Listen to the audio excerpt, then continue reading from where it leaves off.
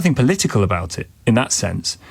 But the use of British missiles being dropped in Russia is quite a big deal, I think. Cormac's in Kennington. Hi, Cormac. Hello, Tom. Thanks for having me on. You're welcome. Look, I think I spent 2 years as a special advisor to Ukraine's foreign minister as a British diplomat between 2016 and 2018. Look, on the point, my understanding, as you say, you're checking it, my understanding is this is a continuation of the policy from the last government. I think they announced less than a month ago that British weapons could be used to strike behind Russian borders. It is nevertheless very, very welcome that our new government, as they had said, that would be in lockstep with the last government in terms of supporting Ukraine. So I support that very much. I would also like to support your previous guest, the professor, who talked about a piecemeal approach. The word I have used in recent interviews is incrementalism, and that really has signaled weakness from all of us in the West. Although I have got to say, and you might expect me to say this, Britain has been among the staunchest allies of Ukraine and the strongest. And so don't you take have my no word concern, Cormac, that this is what the Russians would describe, or Putin would describe, as escalation?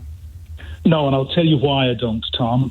Because, I did an interview almost a year ago. It was on BBC News Channel when we first provided Storm Shadow, and I was asked the exact same question.